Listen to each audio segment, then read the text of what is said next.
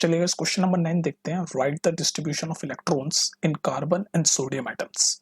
तो distribution of electron का मतलब ये है कि हमें इलेक्ट्रॉन की शेल में कितने होंगे ये बताना है।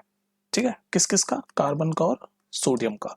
तो उसके शेल में कितने इलेक्ट्रॉन होंगे ये बताने के लिए पहले ये तो पता चले कि इलेक्ट्रॉन हैं कितने। तो इलेक्ट्रॉन पता होने चाहिए। तो कार्बन में हमें सबसे पहले कार्बन का देखते हैं, फिर सोडियम का देखेंगे।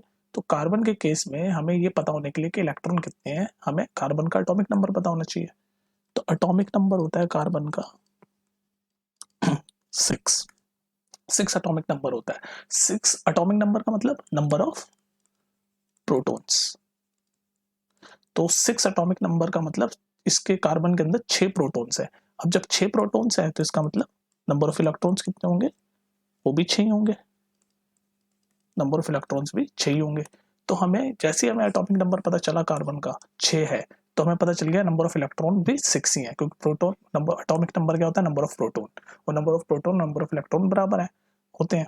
तो 6 हो गए। तो हमें पता, ये तो पता चल गया नंबर ऑफ इलेक्ट्रॉन 6 है कार्बन में। अब इसका डिस्ट्रीब्यूशन यानी कौन कौन से शेल में कितने होंगे वो पता लगाना है।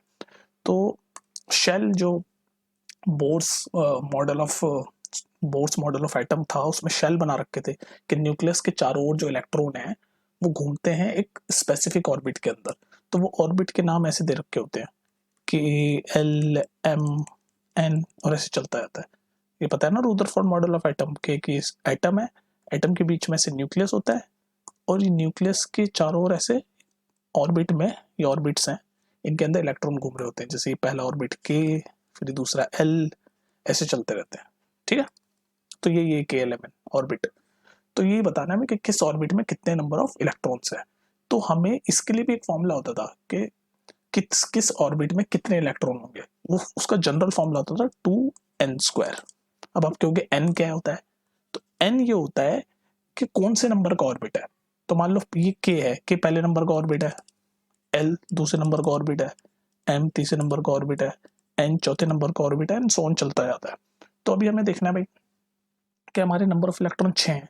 तो पहले हम देखते हैं के वाले ऑर्बिट में कितने इलेक्ट्रॉन आएंगे। तो एन की जगह 1 डालेंगे क्योंकि ये पहला ऑर्बिट है। तो हम देखेंगे ये नंबर ऑफ इलेक्ट्रॉन कितने होंगे ऑर्बिट में, उसका फॉर्मूला है, याद होना चाहिए 2n²। तो एन की जगह 1 डालेंगे तो क्या आएगा 2, और 1 का स्क्वायर यानी 2। तो हमें पता चल गया कि के अंदर तो 2 इलेक्ट्रॉन्स होंगे। हमारे टोटल कितने, 6। अब देखते हैं हमारे एल में कितने होंगे। सेकंड एल है ना, और सेकंड एल है तो यहाँ एन की जगह 2 डालेंगे। तो यहाँ पर एन की जगह मैं 2 डालूंगा, जब 2 और 2 का स्क्वायर तो कितना हुआ, 2 का स्क्वायर 4, 4 इंटू 2 8।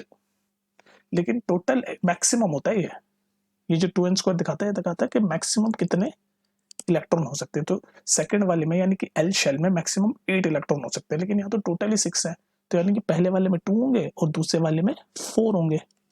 तो ये है इसका डिस्ट्रीब्यूशन कार्बन का, कि के में होंगे 2 और एल में होंगे 4। समझ आ गई बात। तो ये हमने डिस्ट्रीब्यूशन सीख लिया कैसे करते हैं पूरा डिटेल में, कि के में होंगे 2 इलेक्ट्रॉन और एल में होंगे 4 इलेक्ट्रॉन। अब ये सोडियम का आप खुद ट्राई करो। सोडियम का मैं एटॉमिक नंबर बता देता हूँ आपको। सोडियम का एटॉमिक नंबर होगा 11। ठीक है, 11 होगा। तो अब आप बताओ कि कौन से के में कितने इलेक्ट्रॉन होंगे, एल में कितने होंगे, जैसे भी कितना आएगा ये करके बताओ और नीचे कमेंट में लिखना। ठीक है, चलो नेक्स्ट देखते हैं।